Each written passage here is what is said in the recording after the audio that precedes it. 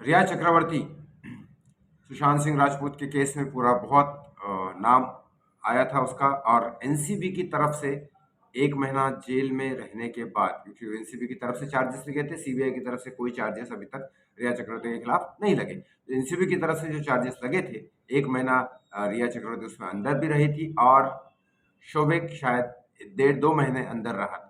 उसके बाद अभी ये जो एनसीबी का वापस से कोर्ट में फैसला होने वाला है, वो फैसला होने वाला है वीजी रघुवंशी जज के थ्रू। वो होगा 12 जुलाई को। मैंने पहले भी कहा था कि 31 अगस्त या 31 सितंबर तक रिया चक्रवर्ती की केस का फैसला हो जाएगा, क्लीन चिट मिलने वाली है। अब ये कैसे, मैं बताता हूँ। 12 जुलाई को होगा इसका कोर्ट में फैसला लास्ट।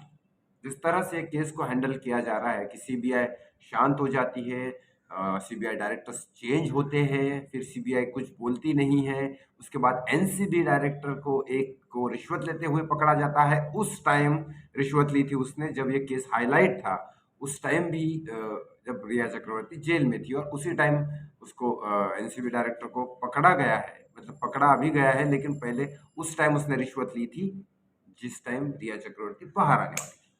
तो उसके बाद एनसीबी डायरेक्टर्स चेंज हुए, और जिस तरह से एनसीबी ने इस केस को भटकाया है, जिस तरह से भटकाया है, मैं बोलूंगा भटकाया है एनसीबी ने केस को, क्योंकि एनसीबी हमने कभी मांगी ही नहीं थी। क्योंकि अगर आप सुशांत सिंह राजपूत के केस के पहले देखोगे, तो जब 1 किलो 2 किलो 3 किलो के ऊपर चरस गांजा पकड़ा जाता है, तब जाके वो न्यूज टॉप 100 में आती।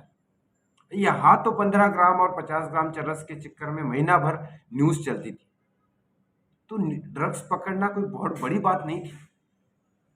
जब 10 kilo 15 kilo 40 kilo 300 kilo 500 kilo, क्योंकि 3500 किलो की ड्रग्स का मामला नहीं आया था सामने, लेकिन 10 किलो 15 किलो जब आता है तब टॉप 100 में आती थी। यहाँ तो दीपिका ये वो सब 15-20 ग्राम चरस के चक्कर में उनको 1 महीना भुना गया। जो चरस उनके पास मिली भी नहीं, वो सिर्फ और सिर्फ व्हाट्सएप चैट में थी। आर्यन खान का भी केस हमें पता है। इसी केस में रिया चक्रवर्ती भी अंदर की थी। हालांकि देखा जाए तो रिया के पास भी कोई ड्रग्स मिली नहीं। इसीलिए विकास सिंह, सुशांत सिंह राजपूत के फैमिली लॉयर ने हमेशा कहा था कि ये केस ही रॉन्ग डायरेक्शन में जा रहा है, केस को भटकाया जा रहा है। यही बात मैंने भी की थी, केस को भटकाया जा रहा है क्योंकि हमें सीबीआई से डिमांड चाहिए थी, एनसीबी से कुछ नहीं मिलने वाला था। लेकिन फिर भी लोगों ने एनसीबी जिंदाबाद के नारे लगाए, और एनसीबी लास्ट में क्या करके गई ये आपको भी पता है और मुझे भी पता है। ऐसे ही रिया चक्रवर्ती का फैसला होने वाला है 12 जुलाई को।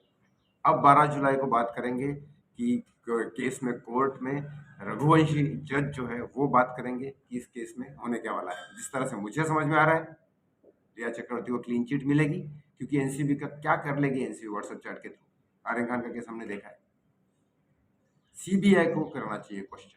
मैंने पहले भी कहा था, किसी को ट्रोलिंग करने से ज्यादा, एनसीबी को जिंदाबाद बोलने से ज्यादा, या किसी की भी नारेबाजी करने से ज्यादा, सबसे हमारा मेन मोटिव था सीबीआई।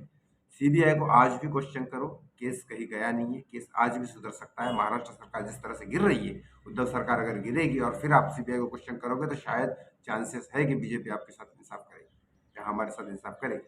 सुशांत के साथ इंसाफ आज भी हो सकता है। अवेयर हो जाइए। ऐसी खबरों के साथ मेरे साथ बने रहिए। इस वीडियो को शेयर जरूर करिए और चैनल को सब्सक्राइब करिए।